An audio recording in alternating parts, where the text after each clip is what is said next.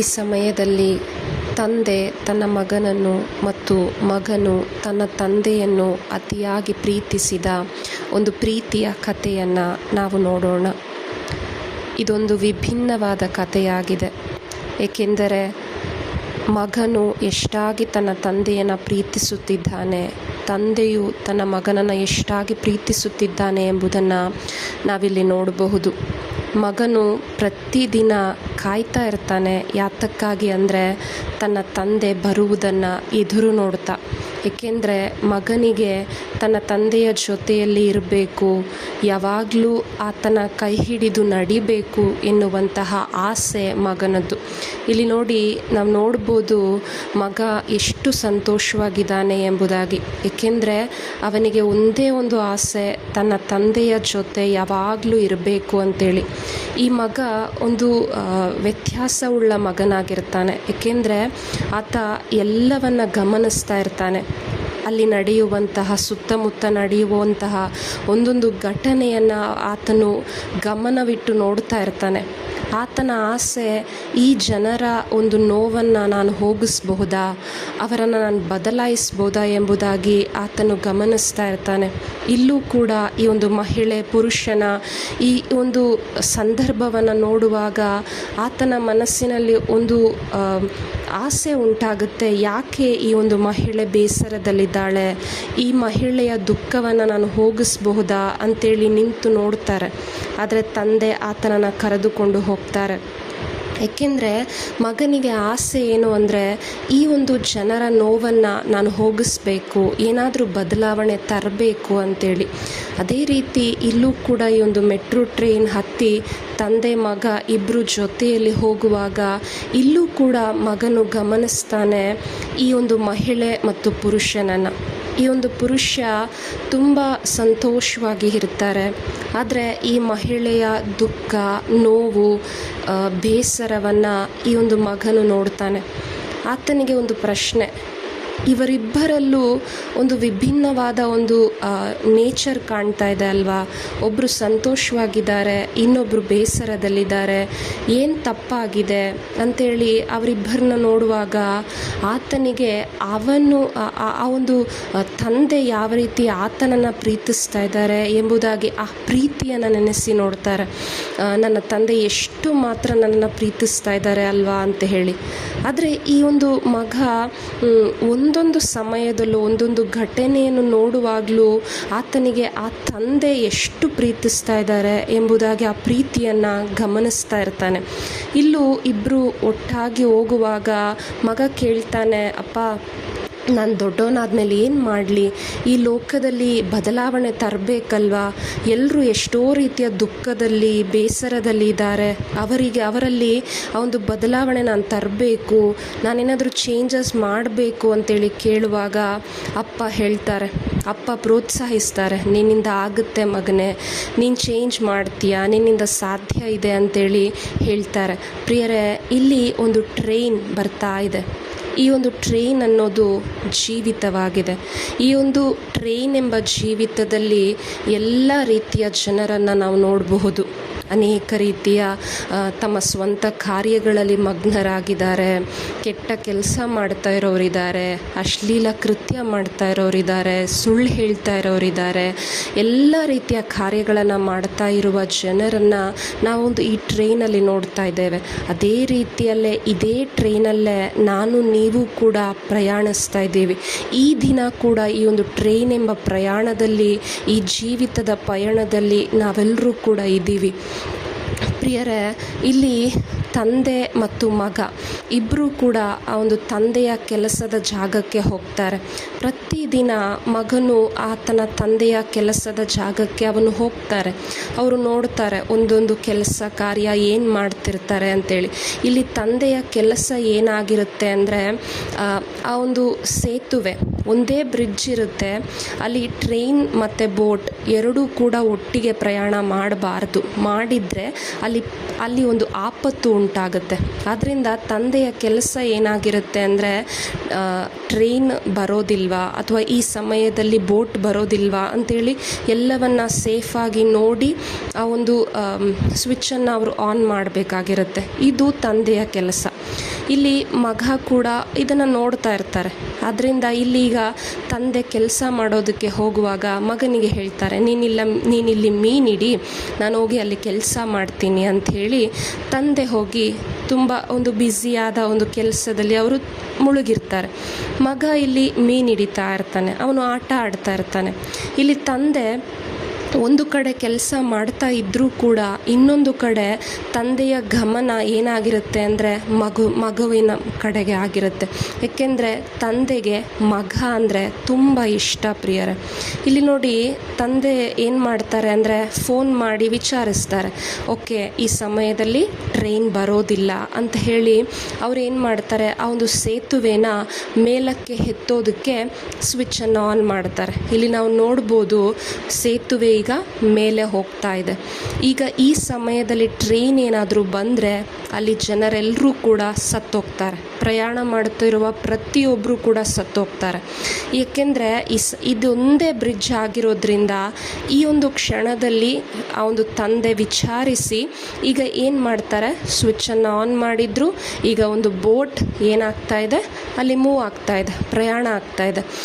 ಈ ಒಂದು ಎಲ್ಲ ಕೆಲಸ ಮಾಡ್ತಾ ಇರುವಾಗಲೂ ತಂದೆ ಒಂದು ಕಡೆ ಮಗನನ್ನು ನೋಡ್ತಾನೇ ಇರ್ತಾರೆ. ಅದೇ ರೀತಿಯಲ್ಲೇ ಸ್ವರ್ಗದ ತಂದೆ ಕೂಡ, ದೇವರು ಕೂಡ ನಮ್ಮನ್ನು ನಿಮ್ಮನ್ನು ಕೂಡ ಗಮನಿಸ್ತಾನೇ ಇರ್ತಾರೆ. ನೋಡಿ, ಇಲ್ಲಿ ಬೋಟ್ ಈಗ ಪ್ರಯಾಣ ಮಾಡ್ತಾ ಇದೆ. ಆದರೆ ಇದೇ ಸಮಯದಲ್ಲಿ ಇಲ್ಲಿ ಟ್ರೈನ್ ಕೂಡ ಬರ್ತಾ ಇದೆ. ಅಲ್ಲಿ ಒಂದು ರೆಡ್ ಸಿಗ್ನಲ್ ಇತ್ತು, ಆದರೆ ಟ್ರೈನ್ ಇಲ್ಲ, ಅಲ್ಲಿ ನೋಡದೆ ಪ್ರಯಾಣ ಮಾಡಿದ್ದು. ಅದೇ ರೀತಿ ನಮ್ಮ ಜೀವನದಲ್ಲೂ ಎಷ್ಟೋ ರೀತಿಯ ರೆಡ್ ಸಿಗ್ನಲ್ ದೇವರು ಕೊಟ್ಟರು, ಇಲ್ಲಿ ನಿಲ್ಲಿ, ಇಲ್ಲಿ ಹೋಗಬೇಡಿ ಅಂತೇಳಿ. ಆದರೆ ನಾವು ಅದನ್ನು ನೋಡದೆ ನಾವು ಕೂಡ ಮುಂದೆ ಪ್ರಯಾಣ ಮಾಡಿ ಅನೇಕ ಆಪತ್ತಿಗೆ ಒಳಗಾಗಿದ್ದೀವಿ. ಇಲ್ಲಿ ಬರ್ತಾ ಇದೆ, ಟ್ರೈನ್ ಬರ್ತಾ ಇದೆ. ಮಗ ನೋಡ್ತಾನೆ, ಅಪ್ಪ ಟ್ರೈನ್ ಬರ್ತಿದೆ, ಅಯ್ಯೋ ಟ್ರೈನ್ ಬರ್ತಿದೆ ಅಂತೇಳಿ ಕಿರ್ಚುತ್ತಾನೆ.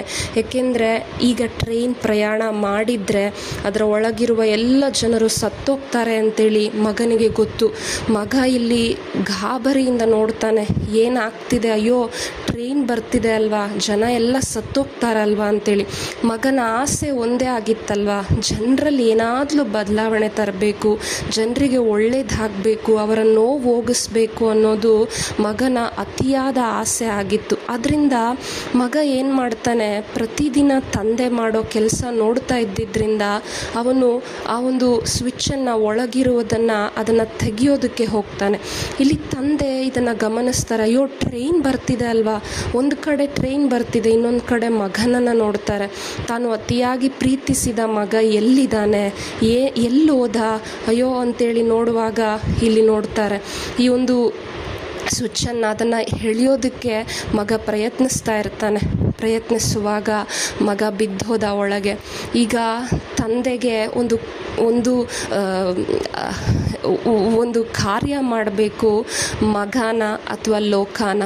ತಂದೆಗೆ ಒಂದು ಕಠಿಣವಾದ ಒಂದು ನಿರ್ಧಾರ, ಏನು ಮಾಡಬೇಕು ಅಂತೇಳಿ ತೋಚದ ಒಂದು ಸಮಯ. ಆದರೆ ಇಲ್ಲಿ ತಂದೆ ನೋಡಿ ಯಾವ ಒಂದು ಕಠಿಣವಾದ ನಿರ್ಧಾರ ತೆಗೆದುಕೊಂಡ್ರು ಅಂದರೆ ತನ್ನ ಸ್ವಂತ ಮಗನನ್ನೇ ಬಲಿ ಕೊಡೋದಕ್ಕೆ ಅವರು ಹಿಂಜರಿಯಲಿಲ್ಲ. ಅವರು ಅಲ್ಲಿ ಮಗನನ್ನು ನೋಡಿ ಕಣ್ಣೀರಿಡ್ತಾ ಇದ್ದಾರೆ, ದುಃಖ ಪಡ್ತಾ ಇದ್ದಾರೆ, ಒಂದು ಒದ್ದಾಟ. ಆದರೆ ಅಲ್ಲಿರುವ ತಂದೆ ಏನು ಮಾಡಿದರು ಅಂದರೆ ತನ್ನ ಮಗನಿಗಿಂತ ಹೆಚ್ಚಾಗಿ ಈ ಒಂದು ಲೋಕದ ಈ ಒಂದು ಟ್ರೈನಿನಲ್ಲಿ ಪ್ರಯಾಣ ಮಾಡ್ತಾ ಇರುವ ಯಾರು ನಾಶ ಆಗಬಾರ್ದು ಅಂತೇಳಿ ಅವರೊಂದು ನಿರ್ಧಾರ ತೆಗೆದುಕೊಂಡು ಈ ಒಂದು ಚೈನನ್ನು ಕೆಳಗಿಳಿಸ್ತಾರೆ. ಅಂದರೆ ಸೇತುವೆ ಈಗ ಕೆಳಗೆ ಬಂತು. ಪ್ರಿಯರೇ, ಇದೇ ರೀತಿಯಲ್ಲೇ ಸ್ವರ್ಗದಲ್ಲಿರುವ ತಂದೆಯಾದ ದೇವರು ಕೂಡ ತಮ್ಮ ಸ್ವಂತ ಮಗನನ್ನೇ ಬಲಿಯಾಗಿ ಕೊಟ್ಟರು ನಮ್ಮೆಲ್ಲರಿಗೋಸ್ಕರ.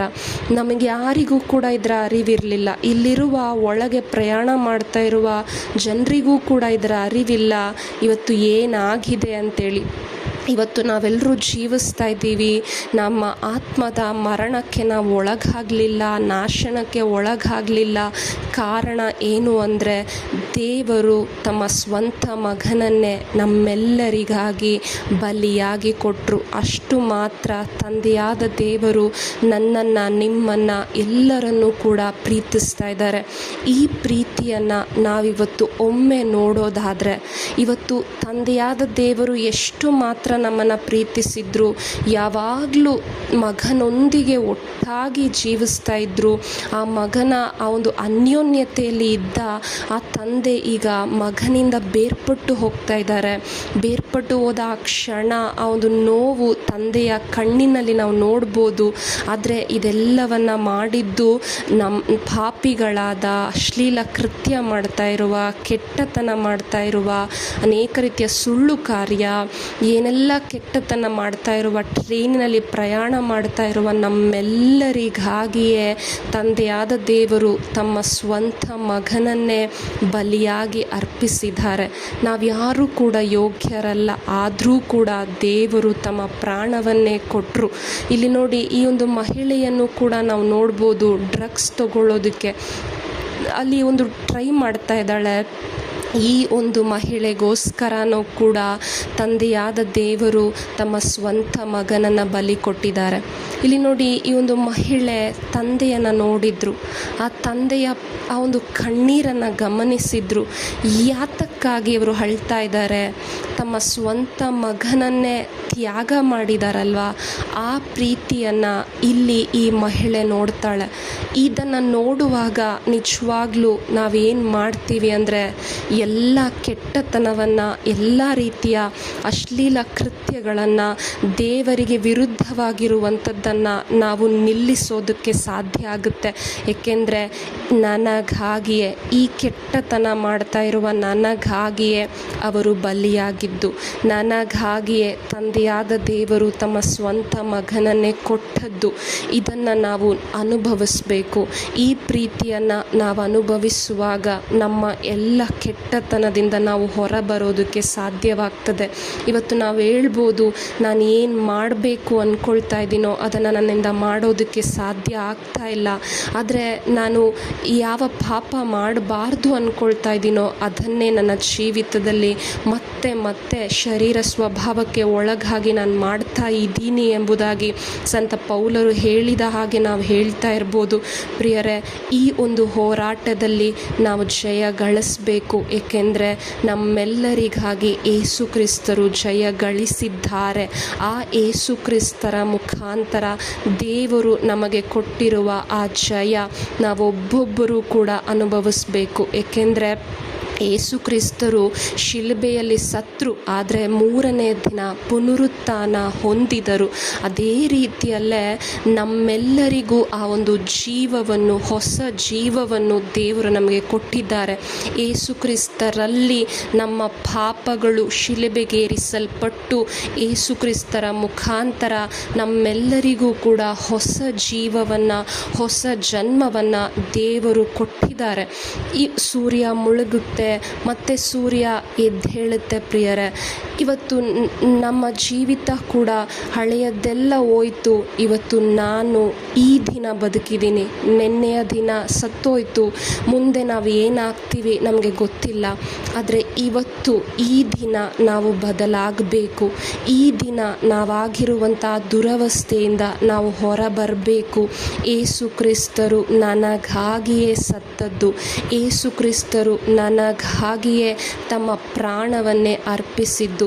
ತಂದೆಯಾದ ದೇವರು ಏಸು ಕ್ರಿಸ್ತರನ್ನೇ, ತಮ್ಮ ಸ್ವಂತ ಮಗನನ್ನೇ ನನಗಾಗಿ ಪಾಪಿಯಾದ ನನಗಾಗಿಯೇ ತಮ್ಮ ಪ್ರಾಣವನ್ನೇ ದೇವರು ಧಾರೆ ಎರೆದಿದ್ದಾರೆ. ಇಲ್ಲಿ ನೋಡಿ, ಈಗ ತಂದೆಯಾದ ದೇವರು ಏನು ಮಾಡ್ತಿದ್ದಾರೆ ಅಂದರೆ, ಇಲ್ಲಿ ಟ್ರೈನಲ್ಲಿ ಪ್ರಯಾಣ ಮಾಡ್ತಾ ಇರುವ ಒಬ್ಬೊಬ್ಬರಲ್ಲೂ ಕೂಡ ಏಸು ಕ್ರಿಸ್ತರನ್ನು ನೋಡ್ತಾ ಇದ್ದಾರೆ, ತಮ್ಮ ಮಗನನ್ನು ನೋಡ್ತಾ ಇದ್ದಾರೆ. ಇವತ್ತು ನನ್ನನ್ನು, ನಿಮ್ಮನ್ನು ಕೂಡ ದೇವರು ನೋಡುವಾಗ ನಮ್ಮೊಬ್ಬೊಬ್ಬರಲ್ಲೂ ಕೂಡ ಏಸುವನ್ನು ನೋಡ್ತಾ ಇದ್ದಾರೆ, ಏಸು ಕ್ರಿಸ್ತರನ್ನು ನೋಡ್ತಾ ಇದ್ದಾರೆ. ಇವತ್ತು ಆ ಏಸು ಕ್ರಿಸ್ತರನ್ನು ನಾವು ರಕ್ಷಕರಾಗಿ ಸ್ವೀಕಾರ ಮಾಡಿ, ನಮ್ಮ ಒಳಗೆ ಅವರನ್ನು ಸ್ವೀಕಾರ ಮಾಡಿ ಆ ಪ್ರೀತಿಯನ್ನು ಅನುಭವಿಸುತ್ತಾ ಜೀವಿಸುವಾಗ ನಾವು ಇನ್ನೊಂದು ಏಸುವಾಗಿ ಈ ಲೋಕದಲ್ಲಿ ಬದುಕೋದಕ್ಕೆ ಸಾಧ್ಯ ಸಾಧ್ಯವಾಗ್ತದೆ. ಇಲ್ಲಿ ನೋಡಿ, ತಂದೆ ನೋಡ್ತಾ ಇದ್ದಾರೆ, ಟ್ರೈನ್ ಪ್ರಯಾಣ ಆಗ್ತಾ ಇದೆ, ಜನ ಎಲ್ಲ ಹೋಗ್ತಾ ಇದ್ದಾರೆ, ಬರ್ತಾ ಇದ್ದಾರೆ. ಇಲ್ಲಿ ತಂದೆ ನೋಡಿ ಮತ್ತೆ ಈ ಒಂದು ಮಹಿಳೆಯನ್ನು ನೋಡ್ತಾರೆ. ಯಾವ ಮಹಿಳೆ ಡ್ರಗ್ಸಿಗೆ ಒಳಗಾಗಿದ್ಲೋ ಅವಳು ಆ ಒಂದು ಡ್ರಗ್ಸಿನ ಆ ಒಂದು ಕೆಟ್ಟ ಕಾರ್ಯವನ್ನು ಬಿಟ್ಟು ಇವತ್ತು ಒಂದು ಹೊಸ ಜನ್ಮ ಪಡೆದಿದ್ದಾಳೆ. ಈ ಒಂದು ಮಗು ಏನು ಸೂಚಿಸ್ತಾ ಇದೆ ಗೊತ್ತಾ? ಇಲ್ಲಿ ಒಂದು ಮಹಿಳೆ ಮಗುವನ್ನು ಎತ್ತುಕೊಂಡಿದ್ದಾರಲ್ವ, ಅದು ಏನು ಸೂಚಿಸ್ತಾ ಇದೆ ಅಂದರೆ ಆ ಒಂದು ಹಳೆಯ ಸ್ವಭಾವ ಅಳಿದೋಯ್ತು, ಒಂದು ಹೊಸ ಜನ್ಮ ಪಡೆದಿದ್ದಾಳೆ. ಈಗ ಒಂದು ಏಸು ಕ್ರಿಸ್ತರನ್ನೇ ಅವಳು ಪಡೆದಿದ್ದಾಳೆ ಅನ್ನೋದನ್ನು ಸೂಚಿಸ್ತಾ ಇದೆ. ನೋಡಿ, ತಂದೆ ಇದನ್ನು ನೋಡುವಾಗ ಆದಂತಹ ಸಂತೋಷ ಅವರ ಕಣ್ಣಿನಲ್ಲಿ ಕಾಣಿಸ್ತಾ ಇದೆ. ಅಷ್ಟು ಸಂತೋಷ ಪಡ್ತಾರೆ, ಏಕೆಂದರೆ ಇಲ್ಲಿ ಏಸುವನ್ನು ತಂದೆಯಾದ ದೇವರು ನೋಡ್ತಾ ಇದ್ದಾರೆ. ಈ ತ್ಯಾಗಕ್ಕೆ ಒಂದು ಫಲ ಈಗ ಸಿಕ್ಕಿದೆ, ಏಕೆಂದರೆ ಈ ಮಹಿಳೆ ಆತ್ಮಿಕವಾಗಿ ಸತ್ತೋಗಿದ್ಲು, ಆದರೆ ಈಗ ಆತ್ಮಿಕವಾದ ಜನ್ಮ ಪಡೆದಿದ್ದಾಳೆ. ಆ ಮಗು ಏನು ಅಂದರೆ ಏಸು ಕ್ರಿಸ್ತರನ್ನು ಆಕೆ ಪಡೆದಿದ್ದಾಳೆ ಅನ್ನೋದನ್ನು ಸೂಚಿಸ್ತಾ ಇದೆ. ಇವತ್ತು ನಿಜವಾಗ್ಲೂ ತಂದೆಯನ್ನು ಸಂತೋಷ ಪಡಿಸ್ಬೇಕು ಅನ್ನೋ ಆಸೆ ಇರೋದಾದರೆ, ನಮ್ಮೆಲ್ಲರನ್ನು ನೋಡಿ ತಂದೆ ಸಂತೋಷ ಪಡಬೇಕಾದ್ರೆ ಒಂದೇ ಒಂದು ಏಸು ಕ್ರಿಸ್ತರು ನಮ್ಮೊಳಗೆ ಬಂದು ಆ ಏಸುವನ್ನು ರಕ್ಷಕರಾಗಿ ನಾವು ಪಡೆದು ಜೀವಿಸುವಾಗ